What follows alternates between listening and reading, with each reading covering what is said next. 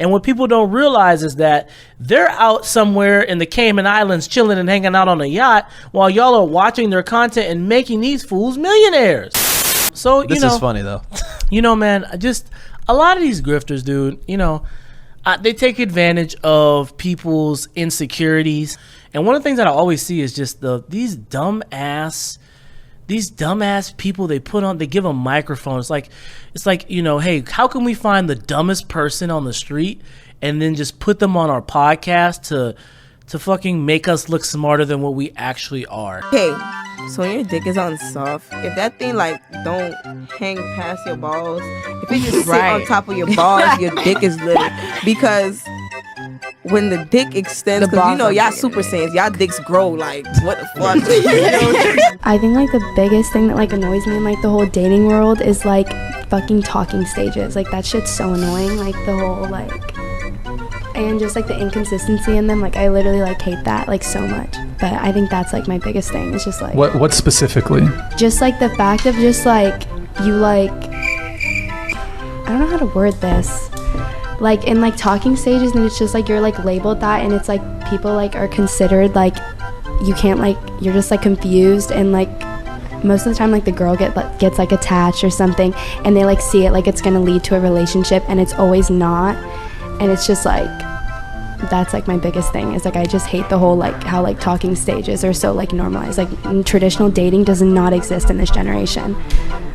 Guys don't like hanging out with girls. We don't like to have fun and hang out with girls. We like to sleep with girls. We like to attract girls. But if we want to just have fun and we don't want to have that tension, that flirtatious tension, or end up sleeping with a girl, we would prefer to hang out with guys. That's just the truth.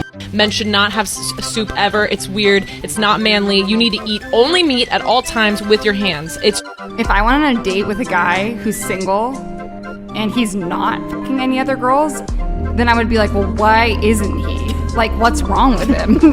Obviously, there's been some flags going off for other girls to make them avoid the situation. So, I mean, I personally would be more inclined to want to go on a date, at least a first date, with a guy who's the guy who's normal, yeah, who's hooking up with girls and I'm hooking up with guys. I mean, I feel that's dating in 2022. I don't know if you read it somewhere, but the thing you said the other day that you shouldn't date a guy at 23 to 27 that has time for you. Oh, I think I'm gonna love this. If a guy is young 20s, I'm gonna love this. And if he has time to take you on dates a few times a week, say it, finish it, then he's not going anywhere in life. Yes!